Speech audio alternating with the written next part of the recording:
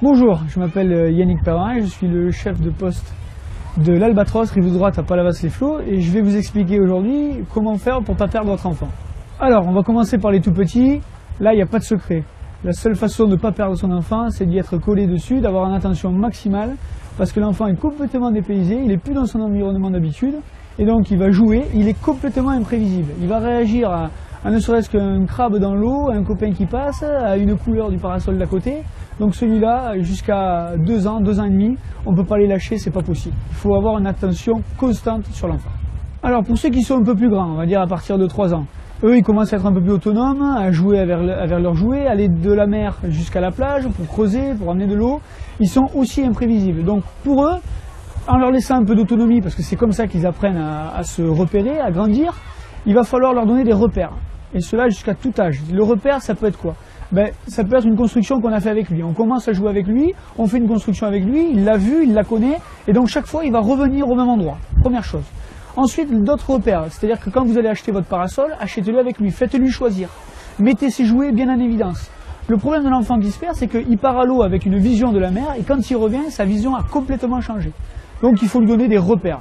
Le repère de maman, le repère de papa, le repère du parasol, du jeu qu'on a fait avec lui, de la construction, du trou, etc., etc. Ensuite, on va monter un peu plus dans l'âge. Donc là, on est encore plus autonome, on a envie de découvrir.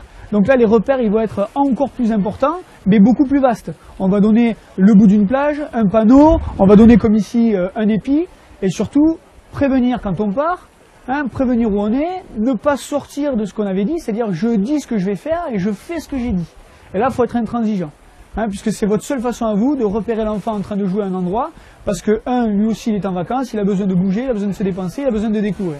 Ensuite, évidemment, si on est avec eux pour leur faire découvrir les choses, pour jouer avec eux et les faire bouger, c'est encore mieux.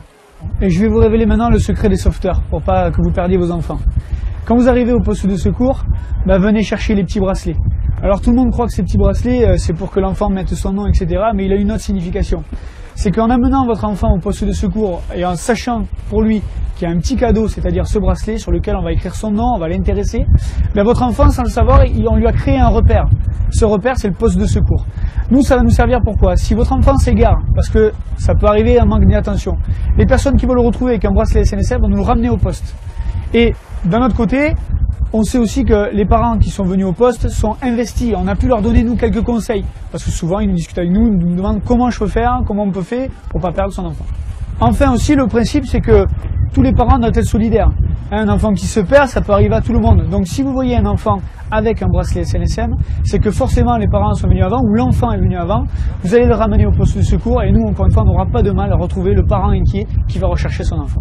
Donc voilà, je vous ai donné quelques astuces pour ne pas perdre votre enfant à la plage, mais pour conclure, soyez tolérants, l'enfant est absolument imprévisible, et surtout s'il se perd, c'est pas sa faute.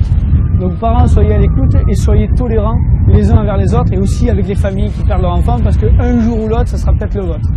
Voilà, bonnes vacances.